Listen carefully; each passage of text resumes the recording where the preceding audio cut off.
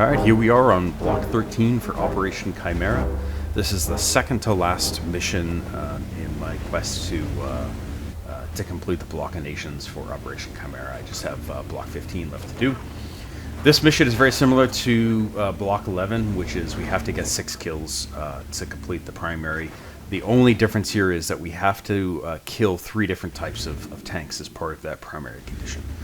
Secondary is win and survive, so I think the secondary is actually easier to get done on Block 13 as it is on than it is on Block 11, which I think was 3,000 damage or something like that.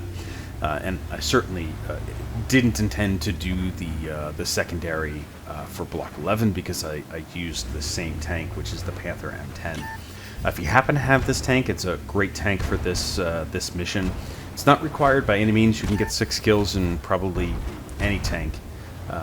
It just happens to be very well suited for this mission because your DPM is extremely high. It's like other missions that require kills. I typically like to do a low tier tank, and tier 7 is the lowest tier you can do. This tank also happens to have preferred matchmaking. So because of the preferred matchmaking, you see a lot of tier 6s in this tank. I've had very few matches where it was all 7s and 8s.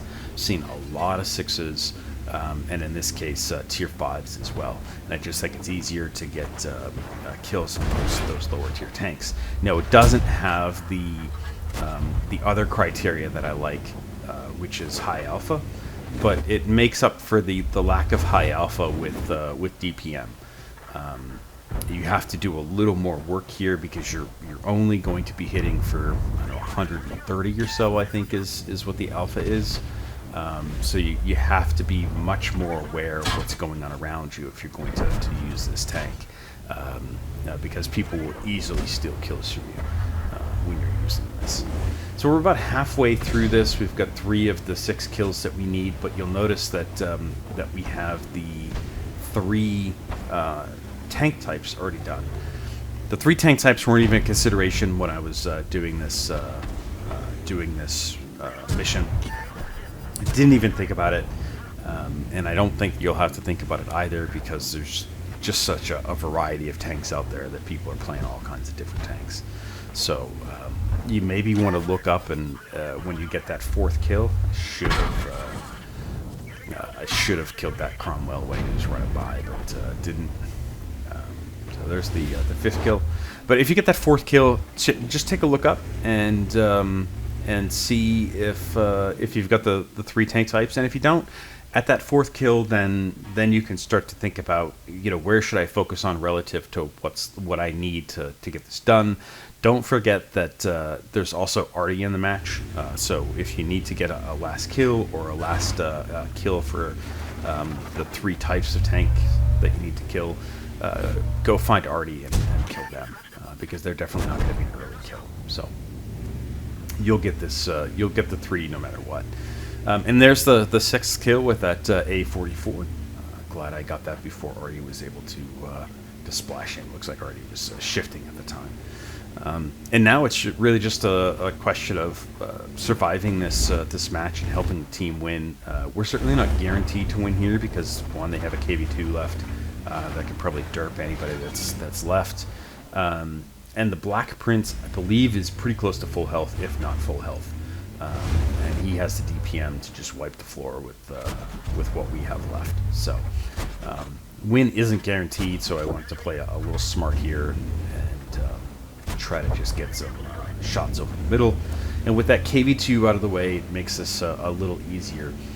Arty certainly can hit me and may even be able to kill me with a single shot. But the Black Prince is really the danger here because the DPM on the Black Prince is so high. I don't want to go face to face with that thing. In fact, I'm trying to encourage the Churchill to get in there because our Churchill is basically full health, and he should be over there taking shots. But once the artillery is spotted, then it just becomes a question of moving in and trying to position myself so that I'm not going to get hit, which I didn't do a very good job of there, but I had to take that opportunity to reposition to be effective. And then it's just a question of not getting hit again.